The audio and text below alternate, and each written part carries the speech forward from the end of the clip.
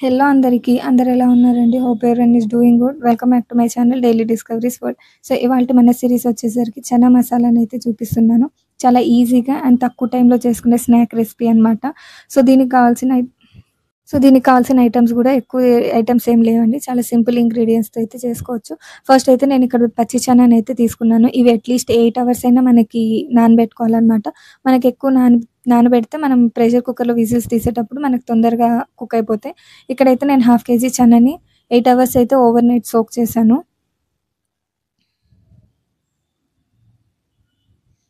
And chana మసాలాకి కావాల్సిన ఇంగ్రీడియెంట్స్‌లో ఉప్పు రుచికి సరిపడా, జీరా పౌడర్ 1 టేబుల్ స్పూన్, పసుపు హాఫ్ టీ స్పూన్, ధనియాల పౌడర్ 1 టేబుల్ స్పూన్ అండ్ మిర్చి గూడా నేను హాఫ్ టీ స్పూన్ అయితే తీసుకున్నాను.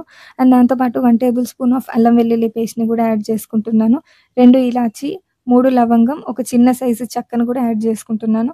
దాంతో పాటు మనం ఇంట్లో ప్రిపేర్ చేసుకున్న పచ్చిమిరపకాయల పేస్ట్ ఏదైతే ఉందో అది కూడా తీసుకున్నానండి 1 table spoon. 3 medium size tomatoes and 2 medium size ఆనియన్స్‌ని కూడా తీసుకున్నాను. నీట్‌గా వాష్ చేసి పెట్టుకున్న పుదీనా, కొత్తిమీర కూడా సన్నగా కట్ చేసుకున్నాను. అండ్ అలాగే దీంట్లోకైతే 2 మెయిన్ ఇంగ్రీడియెంట్స్ ఉన్నాయి. ఒకటొచ్చేసరికి ఆలూ బజ్జీ. ఇక్కడైతే నేను 6 ఆలూ బజ్జీ తీసుకున్నాను హాఫ్ కేజీ చనాకి. అండ్ అలాగే దాంతో పాటు బరుగుల్ని కూడా తీసుకున్నాను ఆర్ మరమరాలు. ఇవి కూడా మెయిన్ ఇంగ్రీడియెంట్స్ అనమాట. మనం తీసుకున్న ఆనియన్స్ అనేవి ఇలా సన్నగా కట్ చేసి పెట్టుకున్నాను. 2 టేబుల్ స్పూన్స్ ఆఫ్ నిమ్మ రసం కూడా తీసుకున్నాను.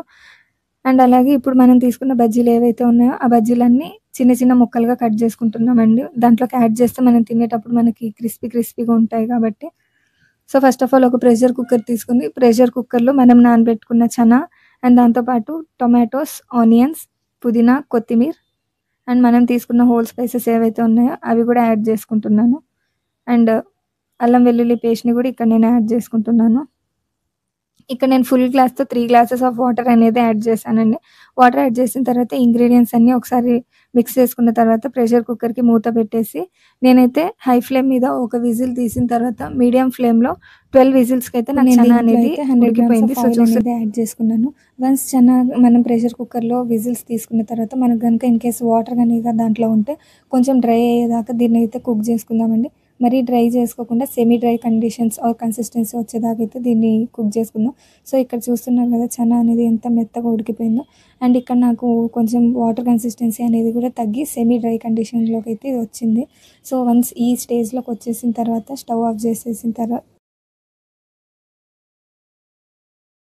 ఇప్పుడైతే ఒక పెద్ద బౌల్ తీసుకున్నానండి. ఎందుకంటే చనా మసాలా మిక్స్ చేయడానికి ఈజీగా ఉంటుంది మనకి. సో, నేనైతే ఇక్కడ ఈ బౌల్ తీసుకున్నాను. దాంట్లో మనం ప్రిపేర్ చేసుకున్న చనా మసాలా మొత్తం యాడ్ చేసిన తర్వాత 1 లేయర్ ఆఫ్ మరమరాల్ని కూడా యాడ్ చేశాను. అండ్ మళ్ళీ సేమ్ రిపీట్ చేశాను. 1 layer of chana masala add చేసిన తర్వాత మళ్ళీ 1 లేయర్ ఆఫ్ మరమరాల్ని అయితే నేను యాడ్ చేసుకున్నాను. సో, ఇలా మనం ప్రిపేర్ చేసుకున్న చనా మసాలా అంతా అయిపోయేదాకా యాడ్ చేసుకొని దాంట్లో ఇప్పుడు నేను ఆనియన్స్ అండ్ అలాగే లెమన్ జ్యూస్ అండ్ మనం కట్ చేసి పెట్టుకున్న బజ్జీలు ఏవైతే ఉన్నాయో అవి కూడా యాడ్ చేసి పైనుంచి అయితే గార్నిషింగ్ కొంచెం కొత్తిమీర యాడ్ చేశాను. సో, ఇది మొత్తం మిక్చర్ కలిసేలాగా దీన్నైతే బాగా మిక్స్ చేసుకోవాలనమాట. అంతేనండి. చాలా ఈజీగా అండ్ యమ్మీగా ప్రిపేర్ చేసుకుని చనా మసాలా అనేది రెడీ అయిపోయింది.